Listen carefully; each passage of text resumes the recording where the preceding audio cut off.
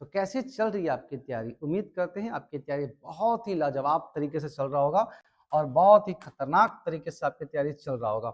आपको जैसा जानकारी है कि पॉलिटी का या ऑल सब्जेक्ट का हमने लाया है आपके लिए खतरनाक सीरीज, जिसमें पहला आपका खतरनाक सीरीज में सब्जेक्ट शुरू होने वाला था पॉलिटी, और पॉलिटी का 2 वीडियो अपलोड हो चुका है, आप सभी लोग जाकर देख लेंगे। और ये आज जो वीडियो बन रहा है ये पॉलिटी 3 है, जो आपको कल अपलोड हो जाएगा। एक बात आप दिमाग में रखेंगे कि जो भी हमने पॉलिटी में क्वेश्चन दिया है वो सारा का सारा क्वेश्चन प्रीवियस ईयर का क्वेश्चन है, एसआई सीजीएल वगैरह का, ठीक है। और उसी में जो हम सॉल्यूशन कर रहे हैं ना, वो आपके एग्जाम के लिए बहुत ज्यादा बेनिफिट होगा। इसका सॉल्यूशन जो हम करते हैं ना, वो सॉल्यूशन, इसलिए थोड़ा सा टाइम निकाल कर बहुत अच्छे से वीडियो को देखिएगा और पीडीएफ को बहुत अच्छे से आप याद करेंगे। आपके लिए बहुत ज्यादा बेनिफिट साबित होगा। जिस तरह से हमने बिहार पुलिस में बहुत मेहनत किया था और उस मेहनत का परिणाम भी मिला, काफी अच्छा अच्छा खासा रिजल्ट हमारे क्लास में है। और हम उम्मीद करते हैं कि आगे जो आगामी एग्जाम है उसके लिए भी जो हम तैयारी भी कर रहे हैं, जो आपके लिए पैकेज बना रहे हैं, ये आपके लिए बहुत ज्यादा बेनिफिट हो जाए और परिणाम अच्छा मिले, ठीक है। तो आपके पहला सवाल क्या है समझेंगे। आपका पहला सवाल है बाबू कि भारत की पहली महिला मुख्यमंत्री कौन थी? भारत की पहली महिला मुख्यमंत्री कौन थी? आप सब जानते हो कि सुचेता कृपलानी। कौन थी भारत की पहली महिला मुख्यमंत्री? सुचेता कृपलानी थी। और ये यूपी की पहली महिला मुख्यमंत्री थी, ठीक है ना। ये सब आपको जानकारी बहुत अच्छे से है, बट हम थोड़ा इसके बारे में और डिटेल से जाते हैं। ध्यान से मेरी बात को समझना बाबू, ठीक है। अगर बात करें कि पहली महिला राज्यपाल, पहली महिला राज्यपाल की बात करें तो आप जानते हो कि राज्यपाल पहली महिला कौन थी? सरोजिनी नायडू। सरोजिनी नायडू थी। और ये जो सरोजिनी नायडू है, ये पहली पहली राष्ट्रीय पहली जो है भारतीय राष्ट्रीय कांग्रेस का भी, भारतीय राष्ट्रीय कांग्रेस का पहली भारतीय महिला अध्यक्ष थी, ठीक है। कांग्रेस का पहली भारतीय महिला भी थी। तो आपसे सवाल ये पूछा जाएगा कि भारत की पहली महिला राष्ट्रीय कांग्रेस अध्यक्ष कौन थी? सरोजिनी नायडू, ठीक है ना। अब अगर यहाँ पे हम डिस्कशन करें आपको, तो कि जो सरोजिनी नायडू थे इनको कहा जाता है, देखिए, भारत कोकिला।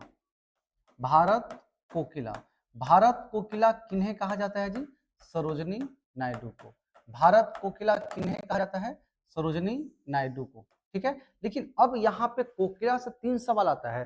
फिर आपसे पूछेगा स्वर कोकिला, है ना, स्वर कोकिला। तो आपको जानकारी बहुत बेहतरीन तरीके से होगा कि स्वर कोकिला जो है वो है लता मंगेशकर, है नहीं थे, लता मंगेशकर, मंगेशकर। लेकिन एक और कोकिला से सवाल क्या था मालूम है कि बिहार कोकिला कौन थी? और ये बिहार के एग्जाम में लगातार पूछे गए सवाल है, ठीक है ना। बिहार कोकिला कौन थी? ये शारदा सिन्हा, इनकी भी डेथ हो गई, शारदा सिन्हा। भारत कोकिला सरोजिनी नायडू, ठीक है। और स्वर कोकिला लता मंगेशकर, बिहार कोकिला शारदा सिन्हा थी। अब अगर आगे इसके बारे में थोड़ा सा और डिटेल से थोड़ा बहुत जाए महिला के बारे में, तो ध्यान देंगे। पूछा जाएगा आपसे पहली भारतीय महिला, पहली भारतीय महिला। अभी सारा पहली भारतीय महिला का डिस्कशन होगा, ठीक है ना, तो ध्यान देंगे सब लोग। पहली भारतीय महिला लोकसभा अध्यक्ष, लोकसभा अध्यक्ष, ठीक है। पहली भारतीय महिला लोकसभा महासचिव, लोकसभा महासचिव। आप समझ जाओगे यहाँ एल एस से क्या होता है? लोकसभा महासचिव। फिर आपसे पूछा जाएगा राज्यसभा की पहली, राज्यसभा की पहली महिला अध्यक्ष, ठीक है।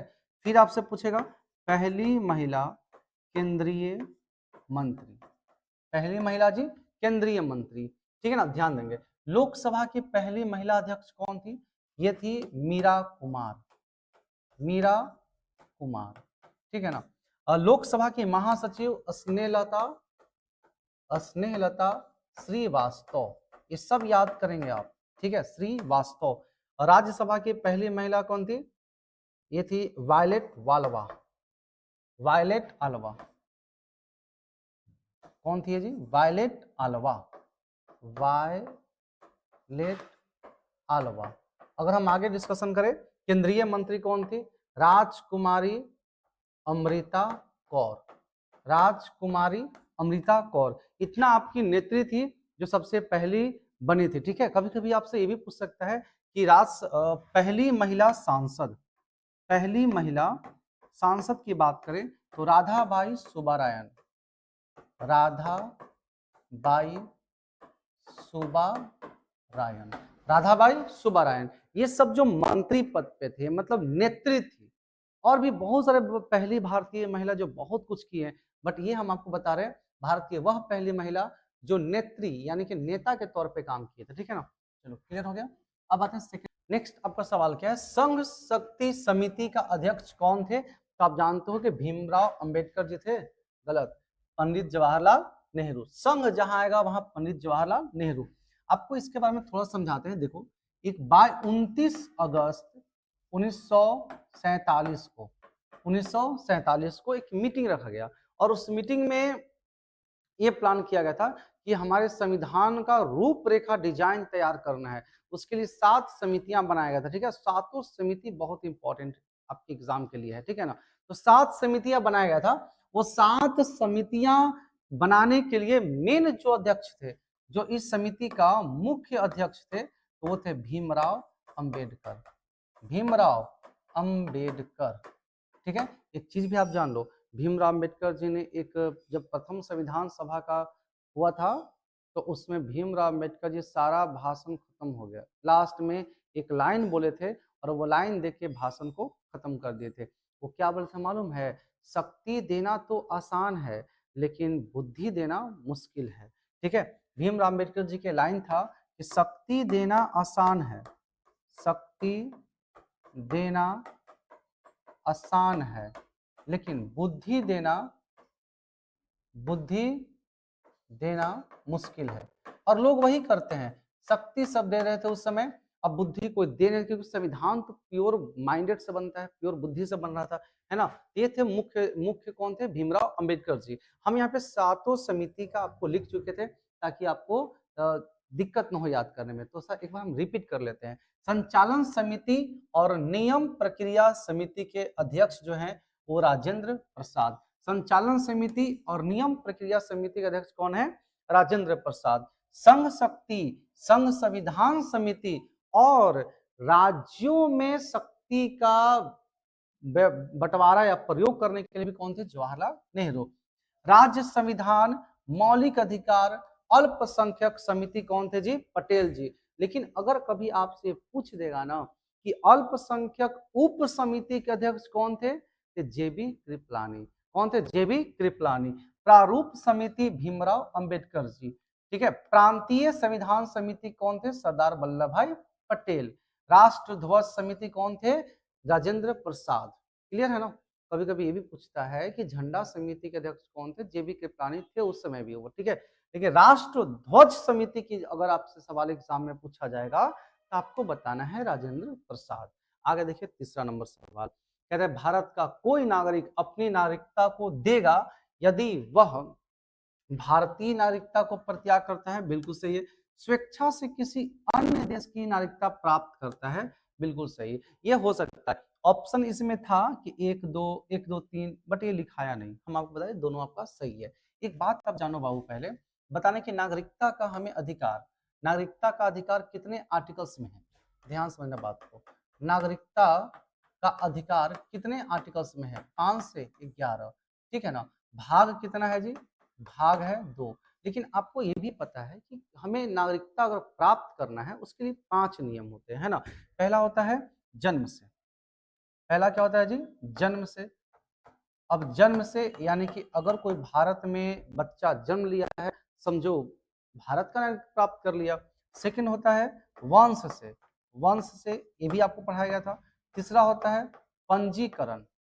पंजीकरण, पंजीकरण मतलब 7 वर्ष अगर आप भारत में कंटिन्यू रह गए तो आपको भारत की नागरिकता दिया जाएगा। फिर होता है देशीयकरण। देशीयकरण करण। देशीयकरण में भी होता है कि अगर बहुत अच्छा कला में आप हैं, भारत की एक भाषा को जानते हैं और बहुत अच्छा आपकी करेक्टर है, नेचर है, तो आपको भारत की नागरिकता मिल जाएगा 10 वर्ष रहने के बाद। फिर पांचवा आपका कहता है कि उप्रेषित, यानी कि अधिग्रहण भी आप कह सकते हो। इसका मतलब क्या हुआ? भूमि अधिग्रहण का मतलब कि भारत का अगर हो सकता है इन फ्यूचर जो पीओके है, पाकिस्तान में जो है कश्मीर का कुछ क्षेत्र, वो कश्मीर का कुछ क्षेत्र जब भारत में मिल जाएगा, तो मिलने के बाद वहां पे जो भी लोग रहते थे वो सबको भारत की नागरिकता दी जाएगी। ठीक है, अब हम बात है ना, अब हम लोग सीखते हैं 5 से 11 तक आर्टिकल्स। पूरा आर्टिकल्स का आपका एक वीडियो हम बना कर देंगे, बिल्कुल आप निश्चिंत रहिए और इंतजार करिए, और जो भी हम वीडियो बना के आपको दे, आप उसके ईमानदारी से याद कीजिए। ठीक है, देखो बाबू, 5 आर्टिकल्स क्या कहता है मालूम है? 5 कहता है ना कि जब संविधान लागू हुआ, जब संविधान लागू हुआ, तो उस समय जो भी भारत में अंदर था, जो भी भारत के अंदर था, समझो कि उसको भारत की नागरिकता प्राप्त हो गया। जो भी भारत के अंदर था, समझो उसको नागरिकता प्राप्त हो गया। 6 कहता है क्या कि अगर कोई पाकिस्तान, देखो होता क्या है कि भारत का नक्शा 14 अगस्त को बन चुका था। बनने के बाद होता क्या है कि कुछ लोग चल गए पाकिस्तान में, कुछ लोग रह गए भारत में। तो अगर पाकिस्तान में जो हिंदू चले गए या फिर पाकिस्तान में जो भी लोग चले गए, उनका मन है कि हम वापस हिंदुस्तान में आए, तो आप आइए, आपको नागरिकता मिलेगा। लेकिन उसके लिए एक नियम लगा हुआ था कि संविधान लागू होने से पहले तक पाकिस्तान से आए लोगों को नागरिकता मिलेगी, नागरिकता मिलेगी, लेकिन लेकिन संविधान लागू होने के अंदर आएगा तब, यानी संविधान लागू होने से पहले आ जाएगा तब। अब ये ध्यान दो, कोई व्यक्ति इंडिया से पाकिस्तान चला गया, मतलब उसको लगा ना कि भारत से ज्यादा मजा पाकिस्तान में आएगा, इंडिया से पाकिस्तान चला गया, और जैसे ही वहां गया उसको अरे बाप, यहाँ रहना ही दुश्वार है, यहाँ जी नहीं पाएंगे, फिर वापस आया, फिर वापस आ सकता है, फिर वापस आया, तो वापस अगर फिर जब वो आएगा ना, तो उसको नागरिकता भारत का मिलेगा। लेकिन उसको तुरंत फैसला लेके वापस आना होगा ना, कि 2-3 साल रहने के बाद। ये दोनों जो है, ये दोनों संविधान लागू होने से पहले आएगा तब, संविधान लागू होने से पहले आएगा तब। ये दोनों कब है जी? जब संविधान लागू होने से पहले आ जाएगा तब। 8 की बात करते हैं, अगर कोई लड़का, कोई भारतीय व्यक्ति विदेशी भ्रमण में गया, या फिर होता है ना कि अमेरिका में जॉब कर रहा, रूस में जॉब कर रहा, यूक्रेन में जॉब कर रहा, ठीक है, विदेशी भ्रमण करने गया या शिक्षा करने गया, या फिर वो जॉब कर रहा, तो उसकी नागरिकता समाप्त नहीं की जाएगी, उसकी नागरिकता समाप्त नहीं की जाएगी। ठीक है, नेक्स्ट अगर 9 की बात करें, अगर कोई व्यक्ति दूसरे देश की नागरिकता अपना लेता है, तो भारत की नागरिकता समाप्त, भारत की नागरिकता समाप्त, खत्म। अब आप हो गए दूसरे देश के। नेक्स्ट, अगर कोई व्यक्ति देश विरोधी काम करता है, देश विरोधी काम करता है, तो समझो कि उसकी नागरिकता समाप्त, यानी अपने देश की ही पूरा बुराई कर ले, ठीक है, तो उसकी नागरिकता क्या हो जाएगा जी? समाप्त हो जाएगी। अगर हम बात करें नेक्स्ट, तो नागरिकता पर कानून संसद बनाती है। कौन बनाती है जी? तो संसद बनाती है। नागरिकता पर कानून कौन बनाती है? तो संसद बनाती है। फिर से यहाँ पे ध्यान देंगे, आर्टिकल 5 कहता है कि जब संविधान बना, तो जो भारत में रह गया वो सबको भारत की नागरिकता मिल गया। जो पाकिस्तान जब बंटवारा हुआ, कुछ लोग पाकिस्तान, कुछ लोग भारत, तो पाकिस्तान से अगर वापस भारत आ गया संविधान बनने से पहले, तो उसको मिल गया। अब कुछ लोग भारत से पाकिस्तान गए और फिर वापस आए, तो भी उनको मिलेगा नागरिकता, लेकिन संविधान बनने से पहले आएगा तब मिलेगा। ठीक है, 8 कहता है क्या कि विदेशी भ्रमण में कुछ बच्चे लोग गए 2 साल 4 साल घूम रहे हैं, तो उसको भारत की नागरिकता समाप्त नहीं किया जाएगा। जो बाहर पढ़ने गए, जो बाहर जॉब करने गए, आराम से रहिए, बेहिचक रहिए, आपको भारत की नागरिकता मिल गया है। लेकिन आप जॉब करने गए और वही देश की नागरिकता ले लिए, आर्टिकल 10(9) कहता है कि आपकी भारत की नागरिकता समाप्त कर देंगे। 10 कहता है क्या कि देश विरोधी काम करेंगे, अपना राष्ट्र विरोधी काम करेंगे, तो आपको भारत की नागरिकता समाप्त कर दिया जाएगा। नागरिकता पर कानून कौन बनाती है जी? संसद बनाती है। क्लियर है सबका ना? आगे पढ़ते हैं। 4 नंबर सवाल क्या कहता है, सुनिएगा ध्यान से। उपराष्ट्रपति का पद का चर्चा है किस आर्टिकल्स में? पूरा उपराष्ट्रपति का आर्टिकल्स अभी हम आपको समझाते हैं। पहले समझो उपराष्ट्रपति पद। ये जो उपराष्ट्रपति पद है, ये राज्यसभा का सभापति होते हैं। राज्यसभा का सभापति होते हैं। और आपको एक बात हम जानकारी दे दें कि उपराष्ट्रपति का वेतन नहीं मिलता है। इनको वेतन मिलता है ना, इनको वेतन सभापति होने के कारण मिलता है। वेतन मिलता है सभापति होने के कारण। अगर उपराष्ट्रपति राज्यसभा का सभापति नहीं होते, इनको वेतन नहीं मिलता है ना। आगे देखो नेक्स्ट बाबू कहता है क्या, उपराष्ट्रपति जो हैं, उपराष्ट्रपति ये राष्ट्रपति के जगह पे कभी कभी काम कर सकते हैं। ये सब आपको हम आगे आर्टिकल्स में पढ़ा देते हैं। रुको, आर्टिकल्स में सारा बिखेर देते हैं ना। चलो आगे देखो बाबू है नेक्स्ट। इसका आर्टिकल्स क्या होता है? उसका निक्का चूस, उसका निक्का चूस। ठीक है, देखो उ से उपराष्ट्रपति का पद, उ से उपराष्ट्रपति का पद, ठीक है। स से सभापति, सभापति। का से कार्यवाहक, कार्यवाहक का मतलब ये हुआ कि राष्ट्रपति के जगह पे कार्य कर रहे हैं, वो होता है कार्यवाहक। नि से निर्वाचन, इनका जो निर्वाचन होता है ना, वो एकल संक्रमणीय होता है और अप्रत्यक्ष होता है। ठीक है। का से कार्यकाल, इनका कार्यकाल जो है वो 5 वर्ष का होता है। चू से चुनाव, यानी कि इनका जो चुनाव होता है, अगर मान लिया जाए कि जैसे कि आज उपराष्ट्रपति त्याग पत्र दे दिए, तो उनके जगह पे कितने समय बाद होगा चुनाव, इसका कोई नियत समय नहीं है। यानी चुनाव का समय कह दीजिए, चुनाव का समय कोई निश्चित नहीं है। स से शपथ, स से शपथ, इनको शपथ कौन दिलाते हैं? राष्ट्रपति, या राष्ट्रपति के द्वारा चुने गए कोई और अन्य व्यक्ति। चलो यही बताते हैं। राष्ट्रपति के अनुपस्थिति में, राष्ट्रपति के अनुपस्थिति में कार्य कर सकते हैं, कार्य कर सकते हैं।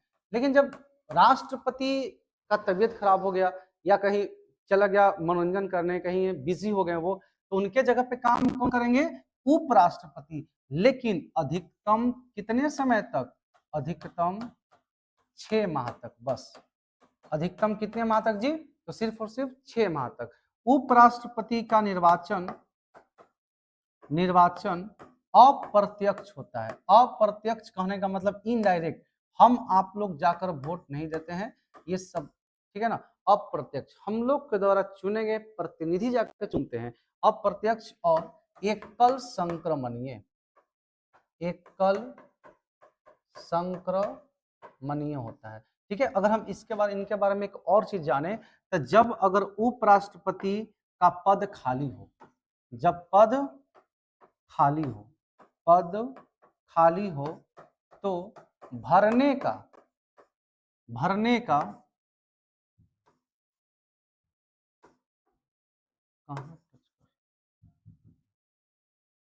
जब पद खाली हो तो भरने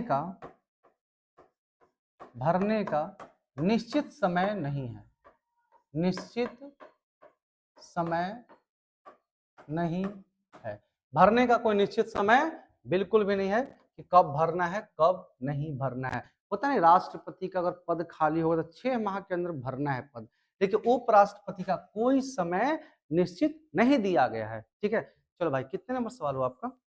हो गया ना 5 नंबर। आते हैं 5 नंबर सवाल। देखिए, भारत में दलीय व्यवस्था किस प्रकार की? अरे अपने से बताओ भाई, भारत में कई गो दल है? अच्छा, बिहार में कई गो दल है वो भी छोड़िए, आपके अपने विधानसभा में कई गो दल है? लगातार दल मिलेगा।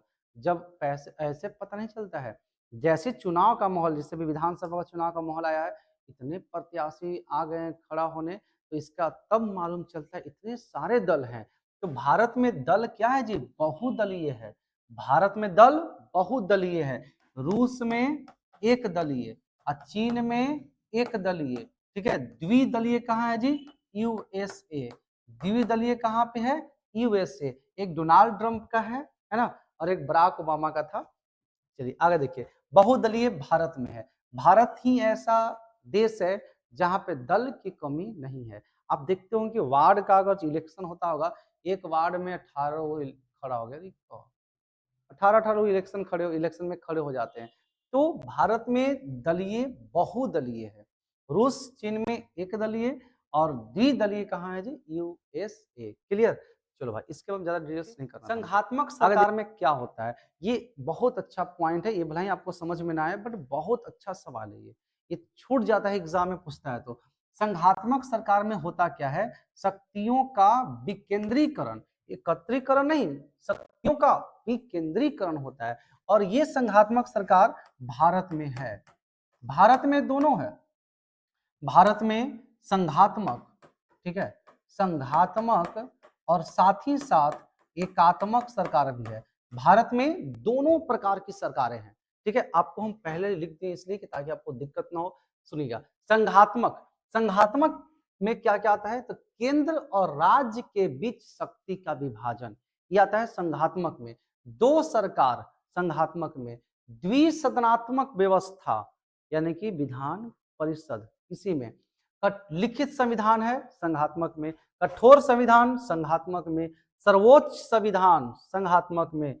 स्वतंत्र न्यायपालिका भी संघात्मक में। एकात्मक का चर्चा करें, एक मजबूत सशक्त केंद्र, एकल संविधान, एकल नागरिकता, एकीकृत नागरिकता न्यायपालिका, केंद्र सरकार नहीं, देखो केंद्र के द्वारा राज्यपाल की हर राज्य में नियुक्ति, अखिल भारतीय सेवा, आपातकालीन प्रावधान, लचीला संविधान।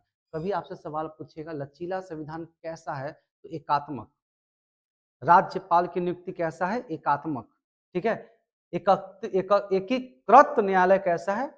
एकात्मक, ठीक है ना। क्लियर है ना? बिल्कुल। चलो भाई, अच्छा, एकल नागरिकता और द्विनागरिकता आप सब जानते हो? थोड़ा सा बताते हैं ध्यान से। एकल नागरिकता भारत में है कि नहीं? लेकिन भारत में एकल नागरिकता के साथ साथ पहले भारत में दोहरी नागरिकता भी था। ये बात आपको है जानकारी? दोहरी नागरिकता किसे कहते हैं? जैसे हम लोग का एक देश से नागरिकता मिल गया कि हम भारत के नागरिक हैं, और साथ ही साथ क्या आपको मिला है किसी को कि आप बिहार के नागरिक का प्रमाण दो? नहीं, हम लोग केवल देश का हो गए तो पूरा देश का हो गए। लेकिन अमेरिका में क्या होता है, आप अमेरिका के अगर नागरिक हैं तो साथ ही साथ उसके राज्य की भी नागरिकता आपको प्राप्त करना पड़ेगा। वो होता है दोहरी नागरिकता। भारत में भी दोहरी नागरिकता था केवल जम्मू कश्मीर के लिए, लेकिन जैसे ही 2019 में मोदी जी ले लिए जम्मू कश्मीर को, तो दोहरी नागरिकता भारत में समाप्त हो गई। कब? 2019 में। ये तो पहले था, किसमें था? जम्मू कश्मीर। क्लियर है ना? चलो भाई, किसी को भी दिक्कत थोड़ा सा है? अभी नहीं दिक्कत होगी मेरे ख्याल से। चलो आगे समझते हैं। पॉलिटी है, थोड़ा बहुत दिक्कत होगा लेकिन आपको समझना पड़ेगा, उसको याद करना ही है, ठीक है ना। चलो अगला सवाल क्या कहता है आपका? उद्देशिका में 42वें संशोधन में कौन सा शब्द जोड़ा गया था? ये भाई बहुत कंफ्यूज करता है एग्जाम में, नहीं? समाजवाद, धर्मनिरपेक्ष, लोकतांत्रिक, समाजवाद, पंथ निरपेक्ष, अखंडता, ये आपका है। समाजवाद, पंथ निरपेक्ष और साथ में अखंडता, ये हमारा 42वां संशोधन में जोड़ा गया था।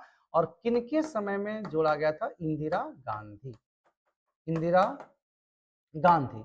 42वां हुआ था कब? 1976 में। आपको बहुत अच्छे से ये बात को समझाए थे कि इंदिरा गांधी 42वां संशोधन लगातार कर दिए, और उसके बाद जैसे ही आए मोरारजी देसाई बीजेपी पार्टी से, वो सीधे बहुत कुछ चेंज कर दिए थे।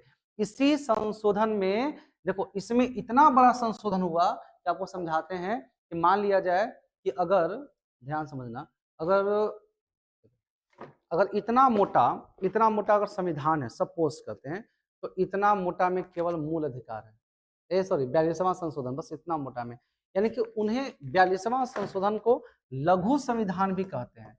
इसे कहा जाता है लघु संविधान। इसे क्या कहते हैं जी? लघु संविधान कहा गया है। इतना सारा इसमें संशोधन हुआ था। इसी में इंदिरा गांधी कह दिए थे अगर आपात का लगाना है तो पीएम कह देगा तो लग जाएगा। आज जैसे ही मोरारजी देसाई कहें कैसे कैसे मंत्रिमंडल से सलाह लेना पड़ेगा किनको? राष्ट्रपति को, तब जाके आप आपातकालीन लगा सकते हैं। ठीक है, ये था इसमें 42वां संशोधन हुआ था 1976 में, लघु संविधान कहा था, इंदिरा गांधी इनके समय थे। ठीक है, ये 3 वर्ग को जोड़ा गया था। अच्छा, 42वां संविधान संशोधन जो है इसके बारे में सारी चीजें आपको बता चुके हैं। नंबर 8 देखिए, किस आर्टिकल्स के तहत नीति निर्देशक तत्व को न्यायालय में प्रश्नगत नहीं किया जा सकता? यानी कि न्यायालय वाद योग्य नहीं है नीति निर्देशक तत्व किस आर्टिकल्स के तहत? सबसे पहले आपको समझना होगा कि नीति निर्देशक तत्व है क्या। मूल अधिकार हम लोग जानते हैं, बस सेम है नीति निर्देशक तत्व। मूल अधिकार का मतलब हम लोग का एकदम अधिकार है, पर्सनल अधिकार है कि अगर हमारे मूल अधिकार सरकार नहीं माने तो हम कंप्लेन जाके न्यायालय में कर सकते हैं। लेकिन नीति निर्देशक तत्व हमारा अधिकार नहीं, वो सरकार पे डिपेंड है। सरकार चाहेगी तब भी होगा। जैसे राशन कार्ड सरकार बांट रही है, अभी सरकार का मन है कि हम राशन कार्ड नहीं बांटे, आप कंप्लेन न्यायालय में नहीं कर सकते हैं। न्यायालय इसके लिए वाद योग्य नहीं है। लेकिन अगर आप 6 से 14 वर्ष के बच्चा हैं, अगर आपको शिक्षा नहीं मिल रहा सरकारी विद्यालय में, तब जाके आप कंप्लेन न्यायालय में कर सकते हैं। यह है मौलिक अधिकार और नीति निर्देशक तत्व में अंतर। तो ध्यान से मेरी बात को समझेंगे सब बाबू। ठीक है, नीति निर्देशक तत्व जो है ये 36 से 51 आर्टिकल्स में है। अब पूरा आर्टिकल्स अगर स्पेस होगा तो हम पूरा बता देंगे, नहीं तो फिर एक पूरा आर्टिकल्स का वीडियो बनेगा ही बनेगा। ठीक है ना, 36 से 51 तक। भाग है 4। भाग कितना है? ये 4 है। ये कहां से लिया गया है? तो आयरलैंड से लिया गया है। ये कहां से लिया गया बाबू? आयरलैंड से लिया गया है। लेकिन कभी कभी सवाल ये पूछा जाता है ना कि आयरलैंड कहां से लिया है? तो आयरलैंड स्पेन से लिया था। आयरलैंड कहां से लिया था? स्पेन से लिया था। आयरलैंड किसके संविधान से लिया गया? स्पेन के संविधान से। ठीक है ना। अब ये जो नीति निर्देशक तत्व है ये एक ऐसा चेक है जिसको सरकार अपने मर्जी से भंजा सकती है। ये किसने कहा था? तो केटी शाह ने। केटी शाह ने कहा इस नीति निर्देशक तत्व को कि एक ऐसा चेक जिसे बैंक अपने इच्छा अनुसार भंजा सके, अपने इच्छा अनुसार भंजाए। समझे ना मेरी बात को? ऐसा क्यों हम बोल रहे हैं? देखो, अगर मान लिया जाए सरकार के पास चेक है, लेकिन सरकार चाहेगा तबे बन जाएगा। सरकार चाहेगा तब आपको चीनी फ्री में देगा, सरकार चाहेगा तो आपको राहड़ दाल फ्री में देगा, चावल फ्री में देगा, गेहूं फ्री में देगा। तो ये एक तरह से हो गया सरकार के रखा हुआ अपना चेक, जब चाहे वो भंजा लेगा। एक बात समझेंगे, आखिर नीति निर्देशक तत्व को बनाया क्यों गया था? मेरी बात को बहुत केयरफुली आप समझेंगे कि जब भारत हमारा आजाद हुआ था ना, उस समय भारत के पास इतना धन नहीं था कि हर चीज को मूल अधिकार के तौर पे घोषित कर सके, नहीं था धन था। शुरुआत में तो ये भी अधिकार नहीं था ना कि 6 से 14 वर्ष बच्चों को फ्री पढ़ाना। ये कब अधिकार मूल अधिकार में शामिल किया? जब सरकार को इतना पैसा सरकार के पास आ चुका है तो चाहे तो जिंदगी भर सबको फ्री में पढ़ा सके, तब जाकर वो मूल अधिकार में उसको डाल दिया। देखिए, राशन कार्ड आपका नीति निर्देशक तत्व में ही है। क्लियर बिल्कुल बाबू? चलो अब थोड़ा सा ध्यान देते हैं इसके बारे में। सब देखिए, इसका आंसर आपका 37 हो जाएगा, देख लेना। आर्टिकल 36 क्या कहता है कि नीति निर्देशक तत्व की परिभाषा। आर्टिकल 37 क्या कहता है आपका कि न्यायालय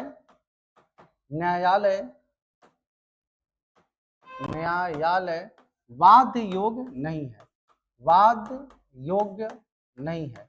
यानी कि अगर आपको राशन नहीं मिलेगा, सरकार अगर आपको साइकिल दे रहा, साइकिल देना पूरा बिहार को बंद कर देगा, पूरा देश में बंद कर देगा, तो आप सरकार के पास केस नहीं कर सकते, न्यायालय के पास वो कोई जवाबदेही नहीं है। ठीक है, आर्टिकल्स 38। ठीक है ना, ये होता है ऐसा क्या है ना कि जैसे मान लीजिए, सुनो समझाते हैं। आर्टिकल्स 38 है लोक कल्याण। लोक कल्याण में ही आता है, यानी कि जनता का कल्याण तो मिलता है राशन कार्ड। आपको अगर याद होगा कि जब लॉकडाउन था ना भाई, तो लॉकडाउन में चीनी दिया करता था, और चीनी के साथ साथ दिया करता था कि आपको मालूम है राहड़ दाल भी दिया करता था। तो वो एक नीति निर्देशक तत्व के तहत आर्टिकल्स 38 के तहत दिया करता था, ठीक है ना। आगे देखो 38 के क, ये क्या है? निःशुल्क कानूनी सहायता, निःशुल्क कानूनी सहायता, कानूनी सहायता, इसे जोड़ा गया 42वां संशोधन, 42वां संशोधन के तहत निःशुल्क कानूनी सहायता आर्टिकल 38 के 1 को जोड़ा गया था निःशुल्क 42वां संशोधन के तहत। अगर हम बात करें 39, ठीक है ना, 39, 40 और 41, ये आपको अच्छी जानकारी होगा कि 39 जो होता है ये भी होता है लोक कल्याण, लेकिन ये लोक कल्याण उन लोग के लिए होता है कि जिसके, एक मिनट रुक जाओ बाबू, 39 के क जुड़ा था ये, हाँ तभी तो लगा है, ये 39 के क है, 39 के क। 39 क्या कहता है कि यार,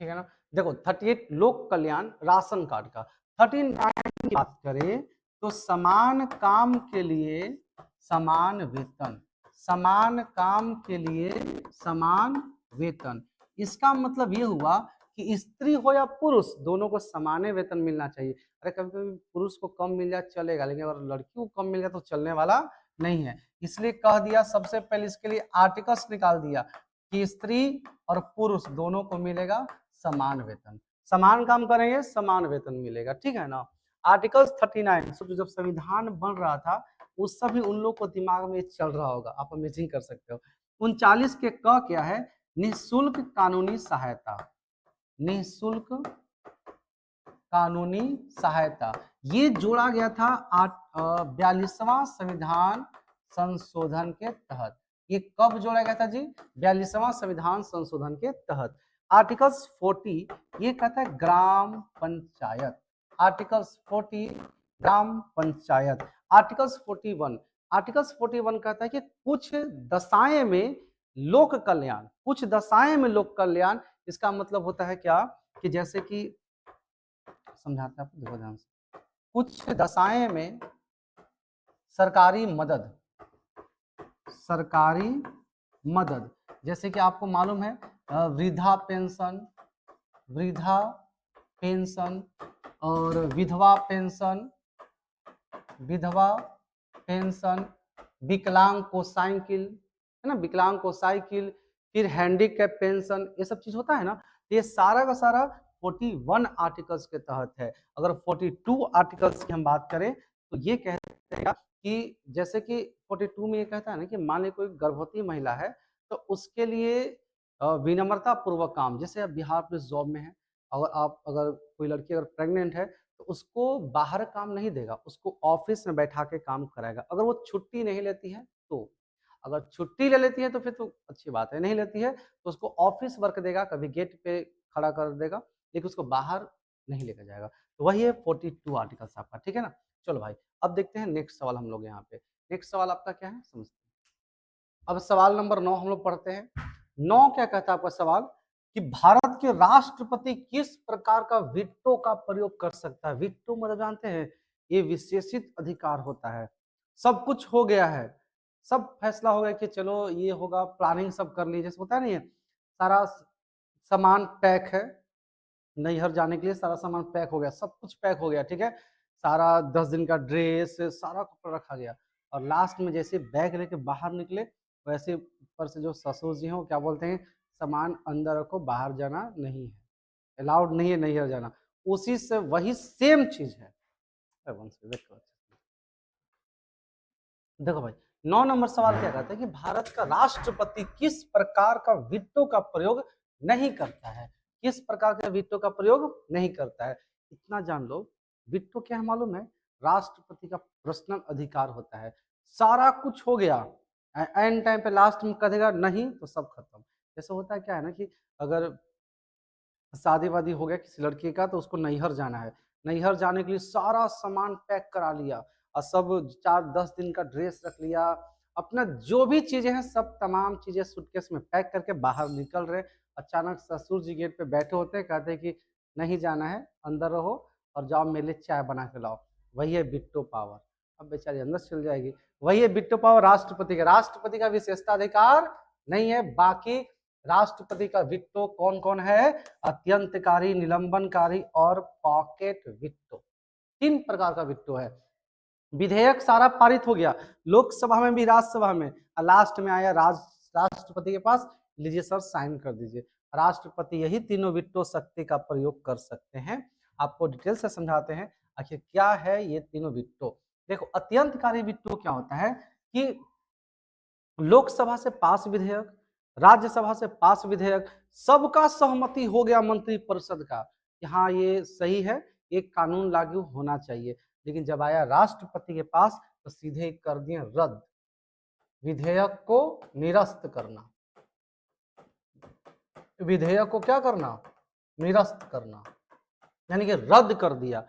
आया कागज सीधे हटा दे, हटाओ, ये सब लागू नहीं होगा।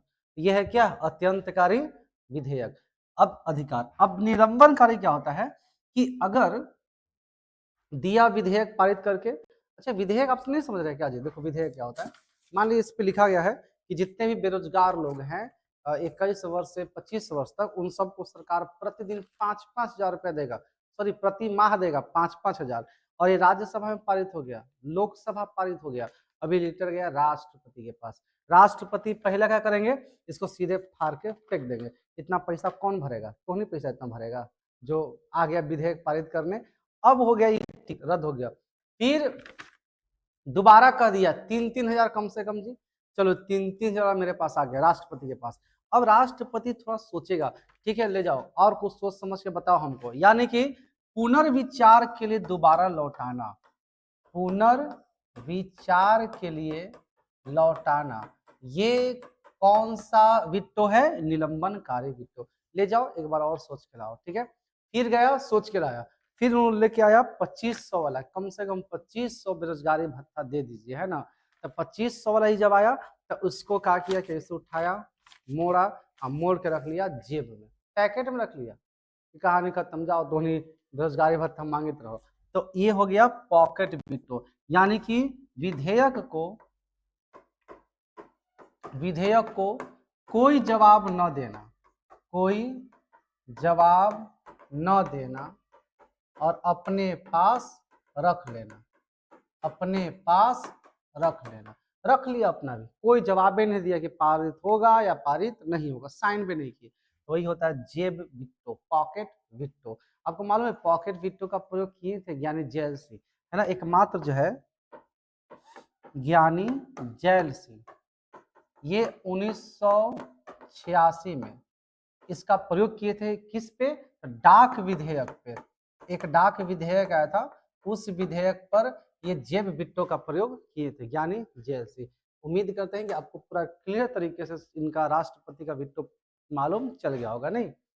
चलो आगे देखो बाबू, नेक्स्ट सवाल 10 नंबर क्या कहता है, पंचायत राज की व्यवस्था से संबंधित समिति कौन सा है। आपको फर्स्ट वीडियो में पंचायती राज के बारे में पूरा डिटेल से आपको पढ़ा दिया गया है, ये भी थोड़ा सा देख लीजिए। पंचायती राज का संबंध किससे है जी, बलवंत राय मेहता से। बताए थे कि इन्होंने त्रिस्तरीय बताया था, त्रिस्तरीय है सबको याद, ग्राम, ब्लॉक, जिला लेवल का 3 स्तरीय कौन बताए थे, बलवंत राय मेहता। और की बात करें तो एक है अशोक मेहता, अशोक मेहता, ये बताए थे द्विस्तरीय, द्विस्तरीय बताए थे। फिर जेके भी समिति भी है, जेके भी समिति, और भी समिति है जो पंचायत राज से संबंधित है। और आपको एक्स्ट्रा भी इसमें बता दिया गया है, देखो ध्यान से।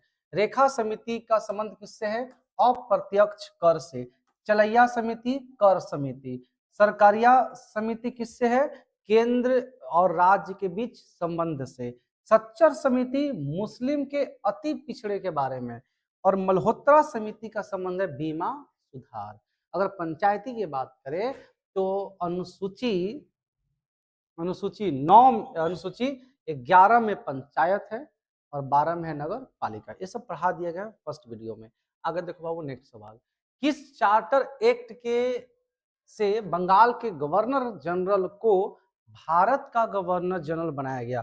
तो डिटेल से पूरा बताएं आपको इसके बारे में। देखो इतना जरूर आप जान लेना कि सबसे पहले पद था गवर्नर, फिर बना गवर्नर जनरल, ठीक है, फिर बना भारत का गवर्नर जनरल, गवर्नर, फिर बना वायसराय, फिर बना स्वतंत्र भारत का गवर्नर जनरल। ऐसे बनते गया। आपको सारा हम एक्ट के तहत पढ़ा देते हैं, तो ध्यान से मेरी बात को समझना भाई। पहला पॉइंट कहता है क्या कि 1773 में रेगुलेटिंग एक्ट,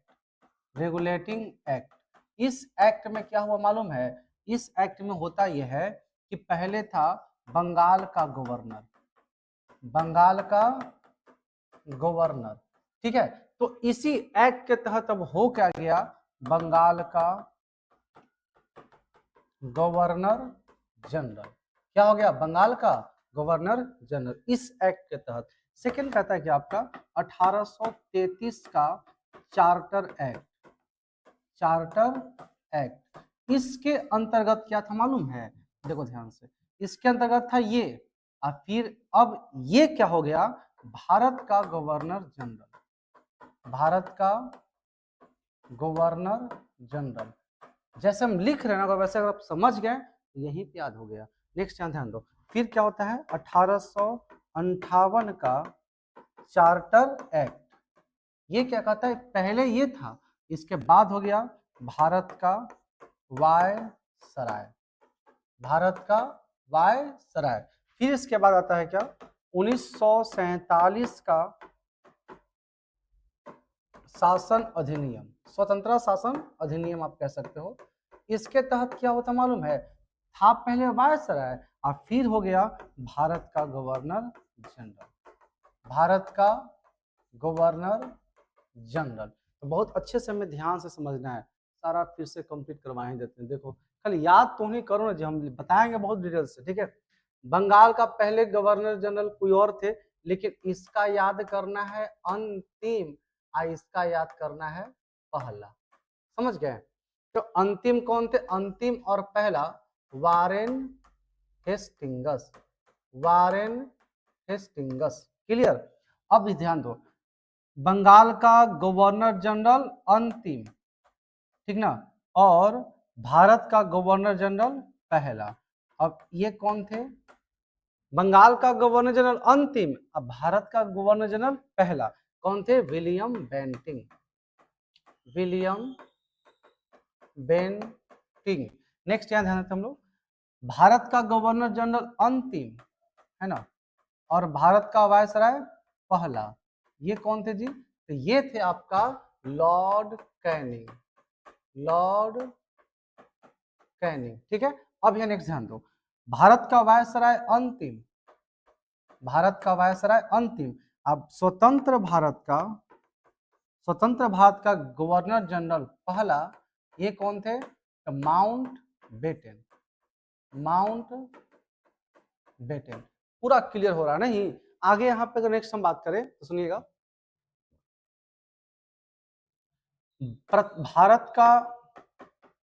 भारतीय पहला गवर्नर जनरल कौन थे?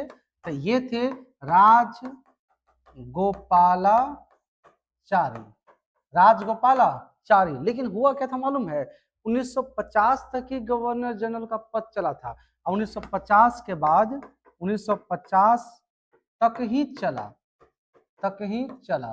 उसके बाद क्या हो गया, राष्ट्रपति का पद दिया गया। गवर्नर जनरल का पद किसको दे दिया गया जी? राष्ट्रपति के पद को। पूरा क्लियर हो रहा है ना, कंप्लीट? चलो बहुत अच्छा है। आगे आप देखिए नेक्स्ट, विधेयक को कितने दिनों के लिए रोक सकता है? ये ना हुई सवाल। अगर हम पढ़ेंगे केंद्र तो लगले पढ़ लेंगे राज्य को लेके। राज्य में राज्यसभा, केंद्र में विधान परिषद, राज्य में 1 सेकेंड, केंद्र में लोकसभा, राज्य में विधानसभा, केंद्र में राज्यसभा तो राज्य में विधान परिषद, दोनों को ध्यान समझना, ठीक है। राज्यसभा धन विधेयक को कितने दिन के लिए रोक सकता है? 14 दिन के लिए। धन विधेयक बहुत ही खतरनाक विधेयक है, ये विधेयक सब लोग नहीं कर सकता है, ये केवल पेश होता है, ये जितने भी सवाल अभी हम आपको बताएंगे ना भाई, वो ध्यान देना, बहुत इंपॉर्टेंट रहेगा, ठीक है। पेश होता है केंद्र में, कहाँ पेश होगा जी? लोकसभा में। और राज्य में कहाँ पेश होगा? विधान परिषद में, विधान परिषद में। केंद्र में लोकसभा में और राज्य में विधानसभा में। एक बात और जान लेना कि सब कहते हैं ना कि राष्ट्रपति अपना वीटो का प्रयोग कर सकता है, बिल्कुल कर सकता है, लेकिन धन विधेयक पर वो वीटो का प्रयोग नहीं कर सकता है, कभी नहीं। ध्यान से मेरी बात को समझना। धन विधेयक इसे पेश करने से पहले, पेश करने से पहले, ठीक है ना, दोनों चलेंगे, केंद्र और राज्य साथ लेकर चलेंगे। केंद्र के बारे में अगर पूछेगा और राज्य के बारे में पूछेगा तो केंद्र में राष्ट्रपति से पूछा जाता है, मतलब सलाह लिया जाता है, और राज्य में राज्यपाल से पूछा जाता है। अब समझ जाओ, राष्ट्रपति से पहले ही पूछ के डाल रहा है कि भाई हम डाल रहे हैं, बाद में बिट्टो का प्रयोग नहीं करना। तो कभी भी ये पुनर्विचार के लिए राष्ट्रपति नहीं लौटा सकते हैं, ना जेब में रख सकते हैं, ना निरस्त कर सकते हैं। क्लियर? चलो आगे देखो नेक्स्ट। अब पॉइंट यहाँ पे क्या कहता है कि लोकसभा में जब पारित हुआ, लोकसभा में पारित हुआ और फिर कहाँ गया जी? राज्यसभा में गया। तो ये राज्यसभा 14 दिन तक रोक सकती है, मात्र कै दिन तक? 14 दिन तक रोक सकती है। और 14 दिन तक रखे रह गया तो समझो को पारित हो गया अपने आप। राज्यसभा के फिर पूछेगा नहीं भाई तुम राजी हो या राजी नहीं हो, वो पारित हो गया। 14 दिन तक रोक सकती है और जवाब न मिलने पे ये अपने आप पारित हो जाता है, अपने आप पारित हो जाता है, अपने आप पारित हो गया, कुछ आपको करना ही फिर नहीं है। इसी प्रकार सेम हम आएंगे तो विधानसभा, राज्य की बात करें तो विधानसभा में पारित हुआ तो फिर विधान परिषद 14 दिन तक रोक सकती है। मात्र कै दिन रोक सकती है जी? 14 दिन तक। और अगर जवाब नहीं मिला तो अपने आप पारित हो जाता है, अपने आप पारित हो जाता है। कहानी खत्म। लोकसभा और विधानसभा बहुत शक्तिशाली है, बात जानना सब लोग, आपको पढ़ाया थे आगे। और इस पे ना अगर नहीं राज्यसभा पारित किया तो संयुक्त अधिवेशन भी करा नहीं सकते हैं, नहीं, राष्ट्रपति से पूछ के ही पारित करने का प्रयास किया, ठीक है ना। चलो भाई आगे सवाल देखो नेक्स्ट। 13 नंबर सवाल। 13 क्या कहता है मालूम है कि दल बदल के आधार पर किस अनुसूची में उल्लेख है? तो आपको जानकारी है ना जी कि दल बदल 52वां संशोधन के तहत हुआ था, और 52वां संशोधन के तहत हुआ था 10वीं अनुसूची में। कब? 1985 में। इससे बस इतना ही सवाल आता है, इसका थ्योरी से सवाल नहीं आता, जबकि कहा जाता है पहले क्या होता था ना कि अगर जो पार्टी जिस चुनाव चिन्ह से जीत जाता है, अगर वही व्यक्ति कोई और पार्टी का सदस्य बनना चाहता है तो उसकी सदस्यता को निरस्त कर दिया जाएगा। और पहले क्या था कि अगर मान लिया जाए आरजेडी जीता, ठीक है, और आरजेडी जीता, इसका 1/3 सदस्य चल जाएगा बीजेपी में। कहाँ चल जाएगा जी? बीजेपी में चल जाएगा। तो इसकी सदस्यता निरस्त हो जाता था, मतलब इसकी सदस्यता निरस्त नहीं होता था। लेकिन अब क्या हुआ, 1985 से इसको बढ़ा के कर दिया 2/3 कि अगर आरजेडी में के 2/3 सदस्य बीजेपी में जीतने के बाद मिल जाएंगे तब इनकी सदस्यता को रद्द नहीं की जाएगी। अगर 2/3 से ज्यादा कम जाते हैं तो आपकी सदस्यता को रद्द कर दी जाती है। जैसे मान लिया जाए आरजेडी का 100 सीट आया, वो जीत गया, इसका 40 सीट अगर चल जाता है बीजेपी में तो 40 के सदस्यता रद्द, अगर 60 जाता है, 66 लोग जाता है, तब जाके उसकी सदस्यता रद्द नहीं होगा। यही सब नियम बदलाव हुई थी 1985 ईस्वी में। पहले क्या होता था ना कि निर्दलीय कोई जीता, अलग अलग चल गया कोई और पार्टी में, पहले बहुत तरह के पहले दल बदल में था दिक्कत, ठीक है, ये सब सही खत्म हो गया। आइए 40 नंबर सवाल, कैबिनेट मिशन प्लान योजना के तहत संविधान सभा का गठन हुआ, ये सब जानते हैं, बट कब हुआ? तो 1946 में संविधान सभा गठन यानी कैबिनेट मिशन कब 1946 में हुआ था, लेकिन आने के बाद जो गठन हुआ था वो नवंबर 1949 में हुआ था। संविधान का गठन नवंबर 1949 में। आपको मालूम है जब कैबिनेट मिशन भारत आया था ना, तो केवल अंग्रेज को ही लेके आया था। इसके 3 अध्यक्ष थे, पहला, दूसरा, तीसरा। ध्यान समझना मेरी बात को। पहला थे पैट्रिक लॉरेंस, पैट्रिक लॉरेंस, ठीक है। और दूसरा कौन थे? Patrick Lawrence Stafford Cripps, Stafford Cripps. और तीसरा कौन थे? A B Alexander, A B Alexander. ये 3 गो थे और तीनों समझे कि ब्रिटिश से था, तीनों ब्रिटेन का था, कोई भारत इसमें नहीं था। जिसमें इनको बनाया गया था भारत का सचिव, इनको बनाया गया था भारत का सचिव बनाया गया था, ठीक है, इनको भारत का सचिव बनाकर भेजा था, समझे ना।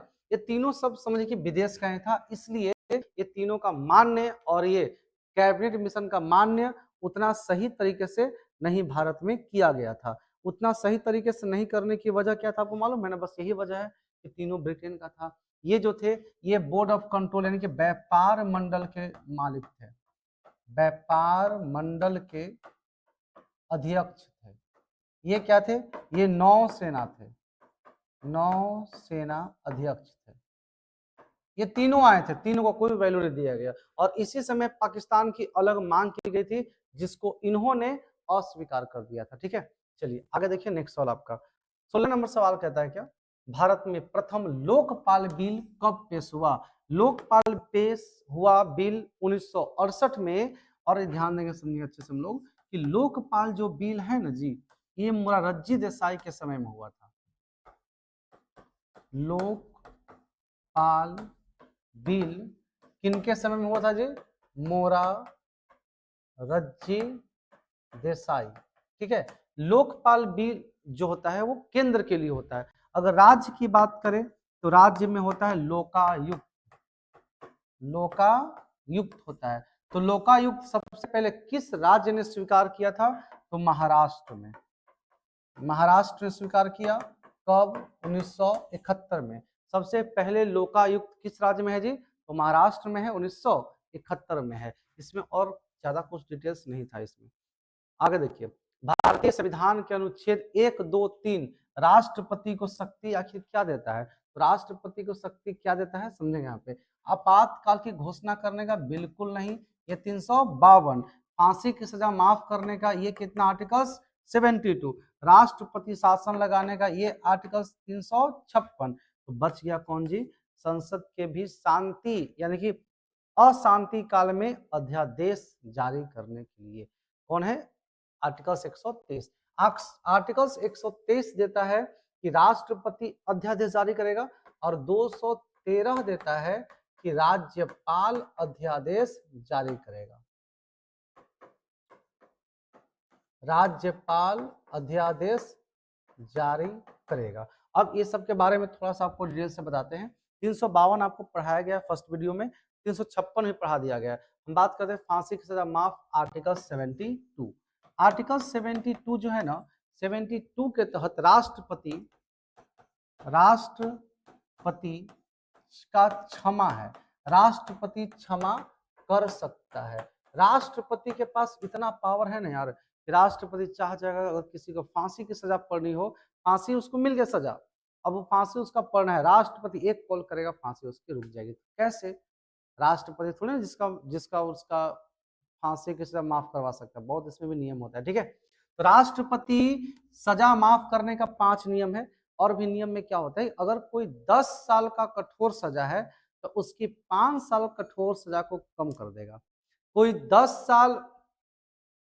साल लंबा सजा है तो उसको 5 साल की सजा कर सकता है। ये बहुत सारे राष्ट्रपति की क्षमा करने का है। लेकिन एक बात और ध्यान देना कि जब राष्ट्रपति नहीं है तो पद पे बैठेगा कौन? उपराष्ट्रपति। तो क्या उपराष्ट्रपति फांसी की सजा माफ कर सकता है जी? नहीं कर सकता है। उपराष्ट्रपति सभी सजा को माफ कर सकता है, सारा काम कर सकता है, लेकिन 2 सजा को माफ नहीं कर सकता है। पहला, फांसी की सजा, फांसी की सजा नहीं कर सकता है। सेकंड, जिसको मार्शल लॉ कहते हैं, यानी कि सैनिक पे मार्शल लॉ, सैनिक पे लगे हुए कानून को ये माफ नहीं कर सकता उपराष्ट्रपति, जबकि राष्ट्रपति कर सकता है। राज्यपाल भी माफ कर सकता है, लेकिन राज्यपाल सजा को माफ करेगा, लेकिन फांसी की सजा नहीं माफ करेगा और मार्शल लॉ को माफ नहीं करेगा। केवल और केवल राष्ट्रपति का ही इतना अधिकार होता है, क्योंकि राष्ट्रपति भी एक चीज और जान लीजिए कि ये भारत के सभी विश्वविद्यालय, भारत के सभी केंद्रीय विद्यालय, सभी केंद्र विद्यालय का कुलाधिपति कहा जाता है, कुलाधिपति कहा जाता है।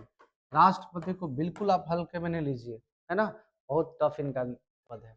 चलिए आगे देखो नेक्स्ट, भारत में प्रधानमंत्री क्या है? आप बताओ, आपको, हमें जहां तक लगता है आपके जवाब होना चाहिए ये या फिर ये। हम बिल्कुल हमें ऐसा लगता है, आप ईमानदारी से कमेंट में लिख देना भाई, आपने पहले ये बनाया होगा या फिर ये बनाया होगा। ठीक है, अगर आप वीडियो को देख रहे हैं तो सबसे पहले अभी यहाँ पे स्टॉप करो और कमेंट करो, फिर कमेंट को डिलीट मत करना, इसका जवाब दो। सब जानेंगे लोकसभा द्वारा निर्वाचित, ये बिल्कुल सही है, जो प्रधानमंत्री बनते हैं लोकसभा द्वारा निर्वाचित होते हैं, है ना। लोकसभा में बहुमत दल द्वारा मनोनीत, लोकसभा में बहुत सारा सब सांसद बैठा रहेगा, जिस पार्टी के लोग जीतेंगे उस पार्टी को खड़ा करना है किसी को पीएम के तौर पे, तो उसमें से ही सब जिसका ज्यादा बहुमत रहेगा वो बनेगा। ये भी सही लग रहा नहीं। राष्ट्रपति द्वारा निर्वाचित, क्या राष्ट्रपति निर्वाचित करता है? बिल्कुल नहीं। इसका राइट आंसर हो जाएगा राष्ट्रपति द्वारा नियुक्त, राष्ट्रपति की नियुक्ति होती है, राष्ट्रपति नियुक्त करते हैं, ना कि लोकसभा द्वारा। लोकसभा हम लोग सीधे प्रधानमंत्री को थोड़े चुनते हैं, हम लोग सीधे चुनते हैं सांसद को लोकसभा में, नहीं समझे। नियुक्ति कौन करते हैं? राष्ट्रपति। अगर पीएम की बात करें, आर्टिकल 75, पीएम कहता है क्या आर्टिकल 75 में कि पीएम एक वास्तविक प्रधान होता है, देश का वास्तविक प्रधान कौन होता है? पीएम। देश का वास्तविक प्रधान कौन होता है जी? पीएम। राष्ट्रपति की बात करते हैं, राष्ट्र एक औपचारिक पद है, वास्तविक प्रधान नहीं, औपचारिक प्रधान है। सब भारत में प्रधानमंत्री सबसे ज्यादा शक्तिशाली पद होता है, ठीक है। अगर पीएम की बात करें तो पीएम के बारे में थोड़ा हम लोग बहुत डिटेल समझेंगे कि पीएम बनने का योग्य अगर है तो न्यूनतम 25 साल, न्यूनतम 25 वर्ष है, और भारत की नागरिकता होना चाहिए, भारत की नागरिकता होना चाहिए, है ना।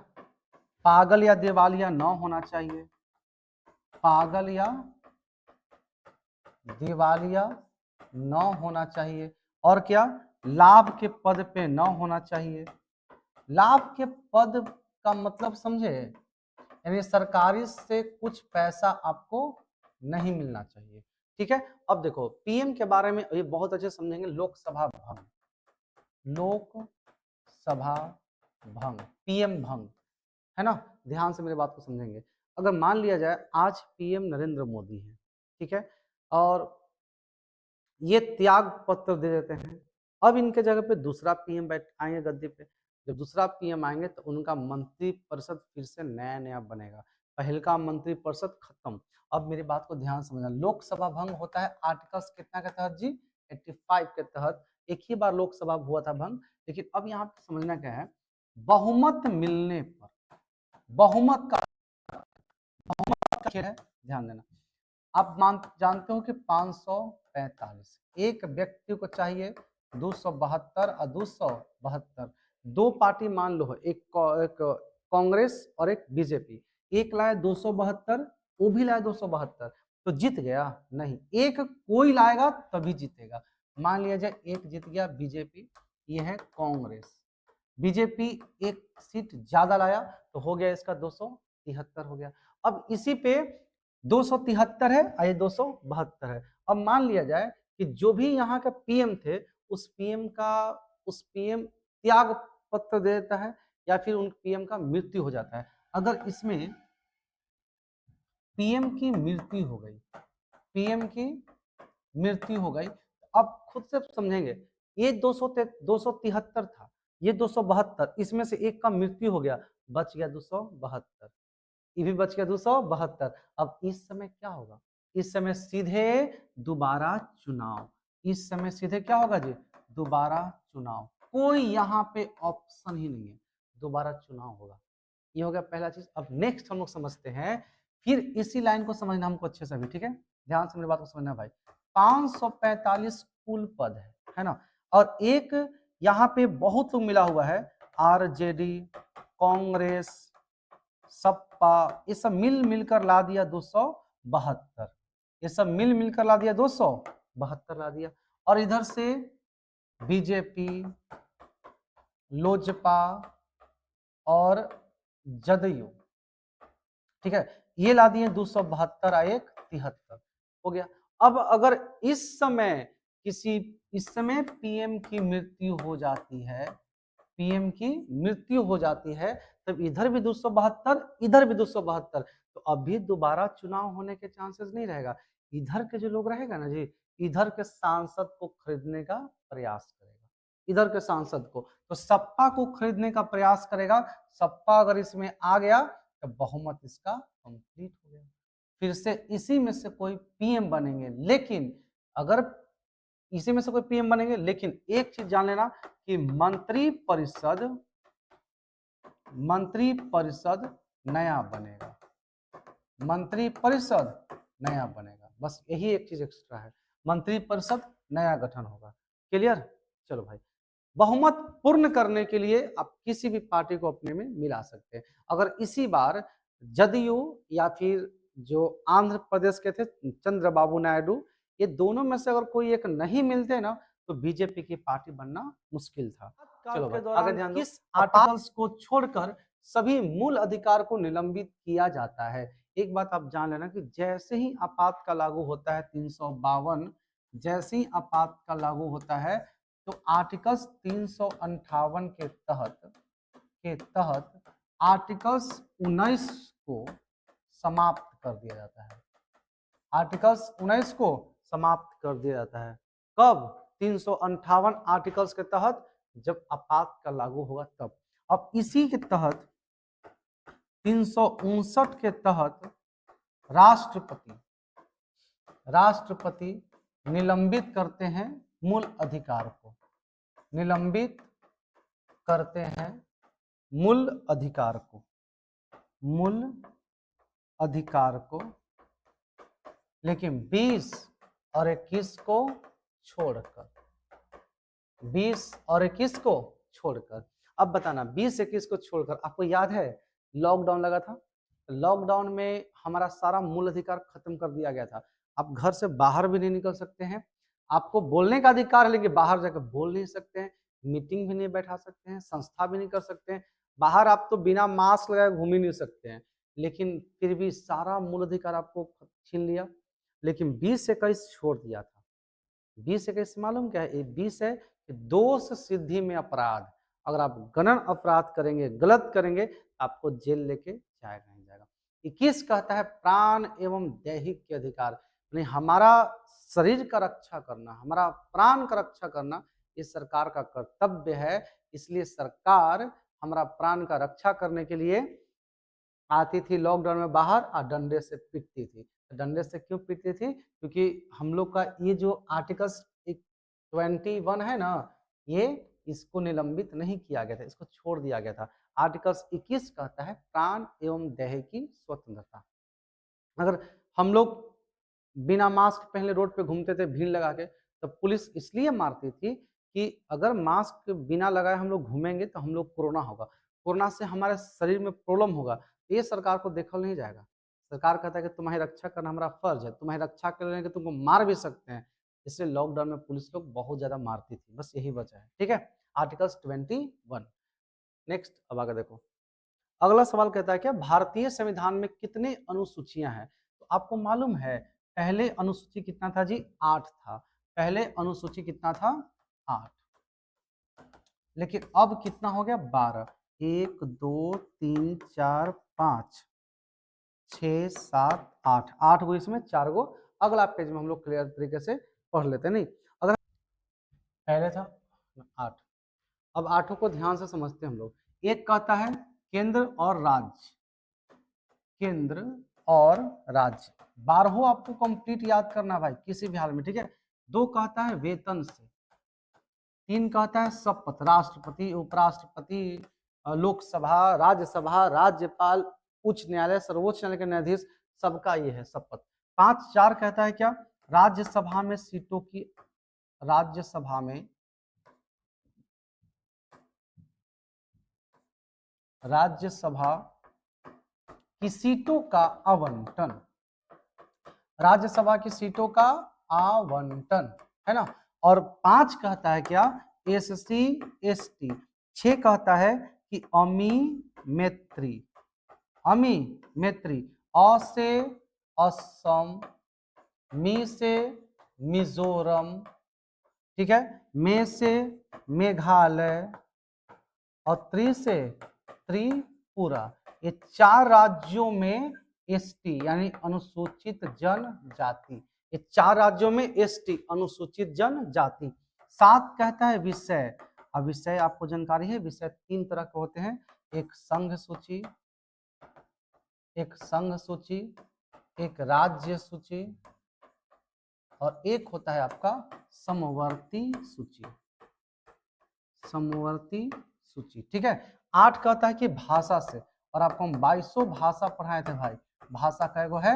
22 गो है। कश्मीरी सिंधी, कश्मीरी सिंधी, पंजाबी हिंदी, नेपाली, असमी, मणिपुरी, बंगाली, ओडिया, तेलुगु, तमिल, मलयालम, कन्नड़, कोंकण, मराठी, गुजराती, बोडो, डोगरी, मैथिली, संताली, उर्दू और संस्कृत।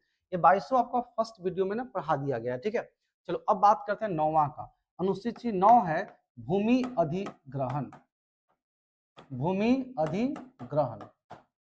10 क्या कहता है आपका? दल बदल, दल बदल। 11 कहता है पंचायत।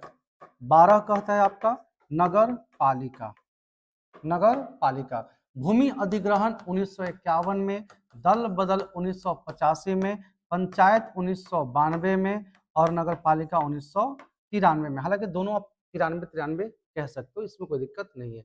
ये पहला संविधान संशोधन, ठीक है, और ये 10वां संविधान, 52वां संविधान संशोधन, 52वां संशोधन।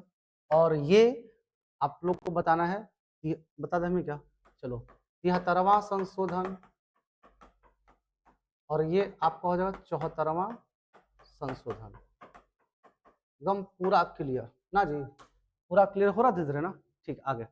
कमेंट ही तुम लोग नहीं करते भाई कि कैसा लगा वीडियो, अच्छा है कि नहीं अच्छा है ना, और कैसा सवाल। इलेक्ट्रॉनिक वोटिंग मशीन किसने डिजाइन किया था? इसका जवाब ये होना चाहिए ईवीएम। जगह पे बार बार इल्जाम लगता है कि ईवीएम जो है ना वो चोरी करके लोग जीतता है, हैक करके जीतता है। इससे पहले वीवीपीएटी होता था। ठीक है, आगे सब ध्यान देंगे। कौन, किसने डिजाइन किया था जी? तो बी हनीफा। डिजाइन किसने किया था? बी हनीफा, है ना, बी हनीफा ने डिजाइन किया था। इसके बारे में थोड़ा सा डिटेल से हम जानते हैं। सबसे पहले अगर बात करें ईवीएम बना क्या, ईवीएम जो इलेक्ट्रॉनिक वोटिंग मशीन था इसका बनाया गया कब, है ना, और कब इनको उपयोग में लाया गया था। तो बहुत अच्छे से हम समझेंगे कि ईवीएम का बनावट यानी कि बनाया गया था कब? 1980 में बनाया गया, 1980 में ईवीएम बना 1980 में। और सबसे पहले प्रयोग भी हो गया तुरंत। कहाँ हुआ प्रयोग जी? केरल में। अब केरल सबसे शिक्षित राज्य है, तो केरल में कहाँ हुआ? पारूर विधानसभा, पारूर विधानसभा में कब? 1982 में हुआ था। अगर बात करें कि पूरा तरह से गोवा ऐसा राज्य है जहां 1999 में पूरी तरह से ईवीएम से चुनाव हुआ था, पूरी तरह से प्रयोग हुआ कहां पे? तो गोवा में पहली बार 1999 में। इसमें कितने मत हो सकता है? अधिकतम मत कितने लोग जाके उसमें है ना थंब लगा सकते हैं? तो अधिकतम उसमें मत है 3840, 3840। और कितने उम्मीदवार उसमें रह सकते हैं? अधिकतम उम्मीदवार कितने रह सकते हैं भाई? 64। अधिकतम उम्मीदवार 64 लोग का लिस्ट में नाम रह सकता है और 3840 लोग जाके बटन दबा सकते हैं। इतना इसका कैपेसिटी होता है। ठीक है, अगर ईवीएम की बात करें, इलेक्ट्रॉनिक वोटिंग मशीन, जो अभी ये जब से हुआ तब से चुनाव जो है प्रत्यक्ष रूप में होने लगा। तो पहले क्या होता था, अगर वीपीपीएटी से होता था, मतलब पेपर बैलेट से होता था, तो कहीं कहीं पूरा वही गायब हो जाता था, कुछ गलती मिल गया, बहुत सारा उसमें लिखने में कुछ गलत करते थे, उसको अवैध पाया गया। इसमें ज्यादा अवैध नहीं होता है। ठीक है ना। चलो आगे देखो, 22 21 नंबर 2 हो गया, कोई बात नहीं। किस दल के विपक्षी दल बनने के लिए कितना % सीट की आवश्यकता होता है? यानी कि अगर कोई दल है कि विपक्षी दल अगर बनना है, विपक्षी दल यानी कि विपक्ष सत्ता बनना है कि कुछ करे तो हम जवाब दे, उसके लिए कितना % सीट होना चाहिए? कम से कम 10%। अगर 10% से भी कम लाए ना भाई, आप विपक्षी दल के नेता बन नहीं सकते हैं। यानी एक बार 2014 से 19 के बीच में शायद ऐसा था कि विपक्षी दल नहीं कोई था। तो ये जो है कहने का मतलब 10% यानी कि कम से कम आपको 55 सीट चाहिए, कम से कम 55 सीट चाहिए विपक्षी दल बनने के लिए, कम से कम चाहिए। ठीक है ना। चलो आगे देखो जी नेक्स्ट। अच्छा 23 नंबर सवाल क्या है, देखते हैं और सवाल कैसा है। ठीक है, इसी में आपको एक सवाल और हम बता देते हैं। इसमें क्या है ना कि अगर मान लिया जाए कोई चाहता है कि लोकसभा की सीट बहुत सारा मिला है, तो कितने % मंत्री बनते हैं? मंत्री बनने का कितना % न्यूनतम होता है? तो जान लीजिए के बाद कि मंत्री अगर बनना है, जैसे कि एक तो रुक जाओ सभी थोड़ा सा।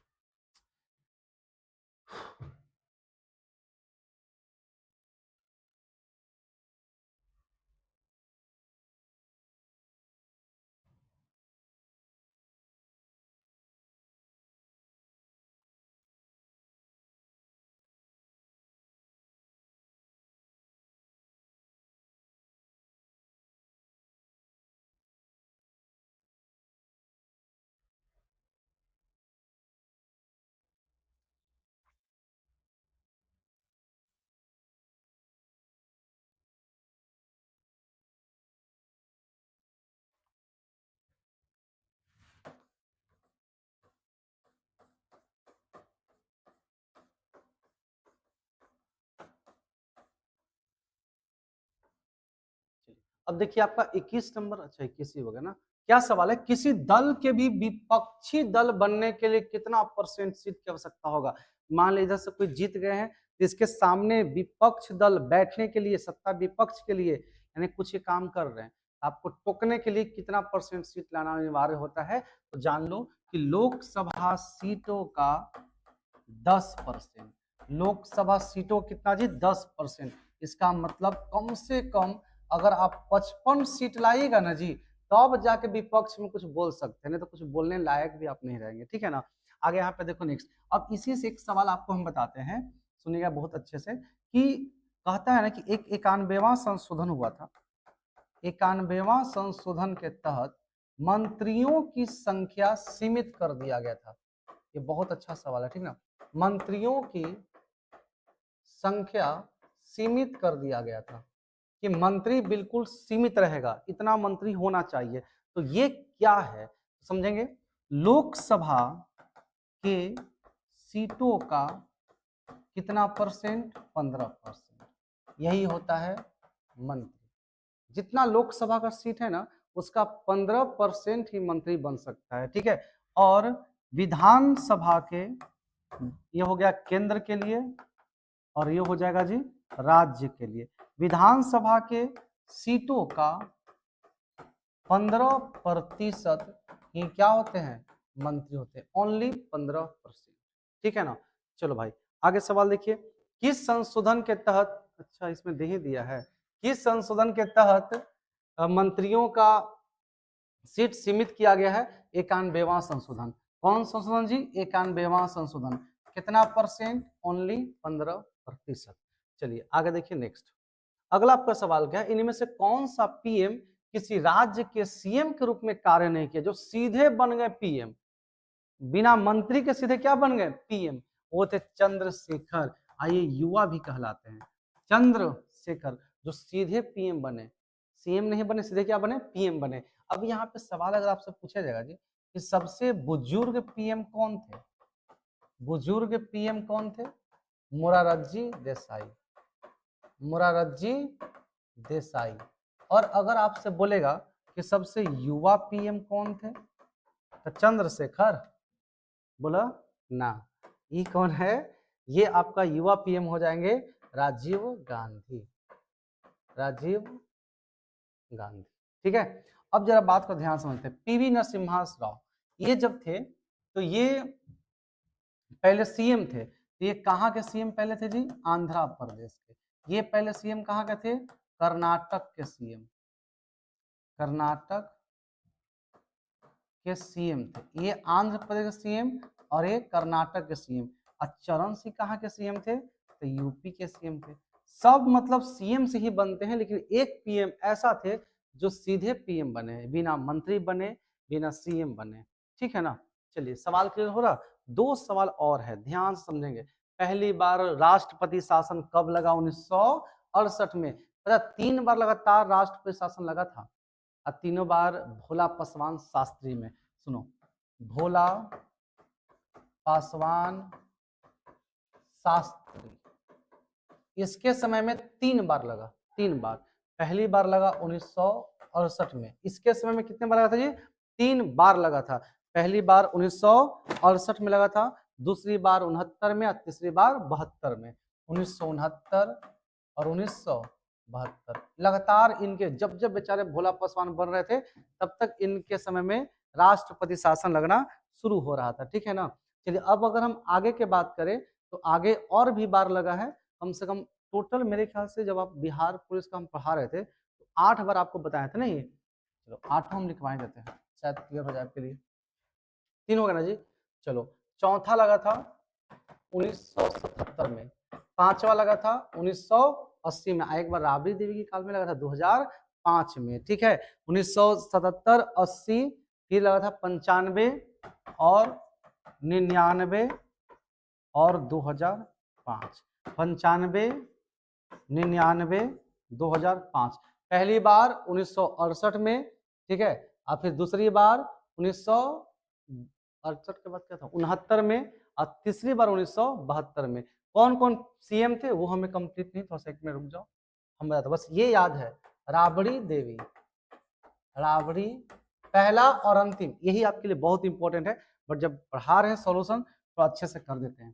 ये थे जगन्नाथ, जगन्नाथ थे, ये तीनों को देखना पड़ेगा, एक सेकंड वेट कर लो। अच्छा राम सुंदर,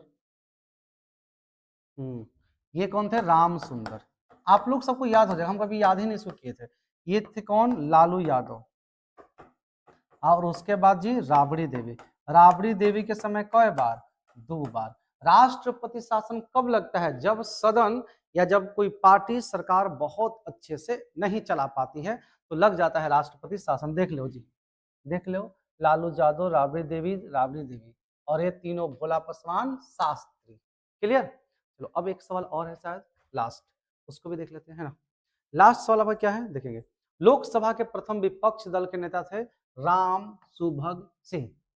लोकसभा के प्रथम विपक्ष दल के नेता कौन थे, राम सुभग सिंह, क्लियर। चलो ठीक, इतना ही आपका था, और आप लोग को पॉलिटी 3 का वीडियो अपलोड कर चुके हैं आज, और इसके बाद और प्रयास करते हैं कि 10 तक क्वालिटी का वीडियो हम बना देंगे। आप सभी लोग लाइक कीजिएगा और शेयर कमेंट जरूर कीजिए, ताकि हमें ऐसा लगे कि जो हम वीडियो बनाने की मेहनत कर रहे हैं वो मेहनत सफल हो रहा है या नहीं सफल हो रहा। आप लोग कमेंट जरूर करना बाबू, कैसा वीडियो लगा और अगला वीडियो कैसा और आना चाहिए। ठीक है, तो थैंक यू, धन्यवाद।